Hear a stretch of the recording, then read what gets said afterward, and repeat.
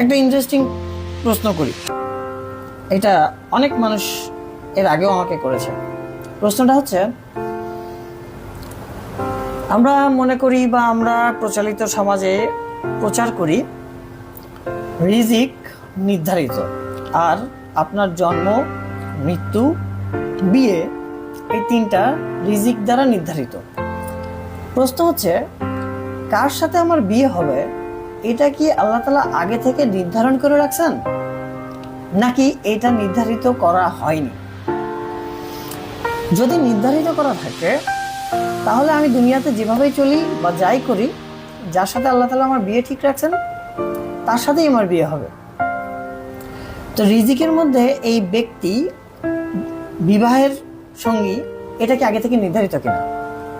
এটা আসলে এই কনসেপ্টের উপর আমি ঠিকভাবে বলতে পারলাম না, কারণ যারা এই যে একটা, দুইটা, তিনটা, চারটা বিয়ে করে, তাদের কিভাবে লেখা হয় এই জিনিসটা আমি কনফিউজড আর কি। যে বিয়েটা আল্লাহ লিখে রাখছে, ঠিক আছে, আমি বিশ্বাস করি, কিন্তু কথা হচ্ছে যে যাদের, ধরো আমি একটা বিয়ে করলাম, ঠিক আছে, ওর সাথে তো আমার লেখা আছে, আল্লাহ লিখে রাখছে।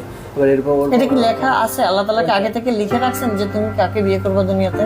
আমি তো এই জায়গায় কনফিউজ, আসলে কি লিখে রাখছে, কারণ আমি ধরো এরপরে আমি আরেকজনের বিয়ে করলাম, বা সে, তাহলে সেটাও যদি লিখে রাখার কনসেপ্টটা সত্যি হয় তাহলে সবগুলোই লিখে রাখা, পরে যাকে বিয়ে করতেছে সেটাও লিখে রাখা। তো এই কনফিউশনটা আমাদের অনেক মুসলিমদের রয়েছে, বিশেষ করে ইয়ং জেনারেশন যারা বিয়ের আগে সম্পর্ক নিয়ে চিন্তা করে। আমি এই কনসেপ্টটা যুক্তি দ্বারা ক্লিয়ার করি। আসলে আমি শরীয়তের কোনো জায়গায় এমনটা পাইনি যেখানে তুমি কাকে বিয়ে করবা এটা বলা হচ্ছে আগে থেকে আল্লাহ তাআলা নির্ধারণ করে রাখছেন।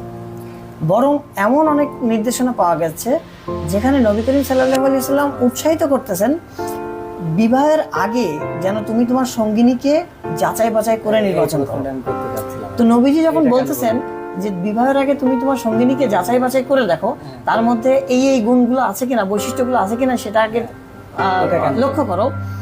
এবং আল্লাহ তাআলা কোরআনে বলতেছেন নবীকে উদ্দেশ্য করে যে মুমিন বান্দাদেরকে বলো আল্লাহ তাআলার কাছে দোয়া করতে নেককার স্ত্রীর জন্য, সে যেন বিবাহের সময় তার স্ত্রীকে নেককার হিসেবে পায়। তার মানে একটা প্রসেস আছে, যে প্রসেস দ্বারা একটা নেককার এবং একটা ইসলামিক দৃষ্টিকোণ থেকে মানসম্মত, গুণসম্মত, বৈশিষ্ট্যের অধিকারী সঙ্গিনীকে নির্বাচন করার জন্য আমাদেরকে কাজ করতে হবে। তারপরে আল্লাহর উপর তাওয়াক্কুল করে একটা সঙ্গিনী নির্বাচন করে তাকে বিয়ে করতে হবে। অতএব কনসেপ্ট ক্লিয়ার যে কাকে তুমি বিয়ে করবা এটা কোনোভাবে আগে থেকে নির্ধারণ করা হয়নি। তাহলে নির্ধারণ করা কি? সময়টা নির্ধারণ করা, কোন মুহূর্তে তোমার বিয়ে হবে, কোন সময় তোমার মৃত্যু হবে, এই দুইটা জিনিস আল্লাহ তাআলা আগে থেকে নির্ধারণ করে রেখেছেন। রিজিকের ক্ষেত্রে যা কিছু আছে এইখানে দুইটা জিনিসই শুধু নির্ধারণ। এক হচ্ছে কি পরিমাণ আমি ভোগ করব, ঠিক কোন মুহূর্তে আমি ভোগ করব। মৃত্যু কোন মুহূর্তে আমার আসবে, খাদ্য কোন মুহূর্তে আমার সামনে আসবে, কি পরিমাণ আমি খাবো।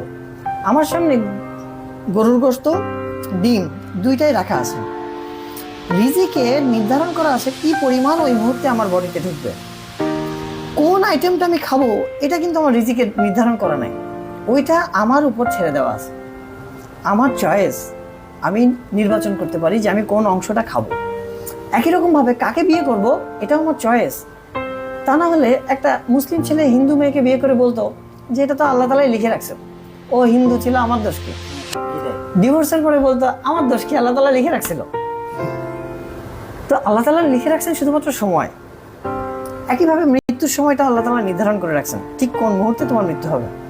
কিভাবে মৃত্যু হবে এইটা নির্ভর করতেছে তুমি কি ধরনের আমলের মধ্যে যুক্ত, তুমি কোন ধরনের চরিত্রের অধিকারী।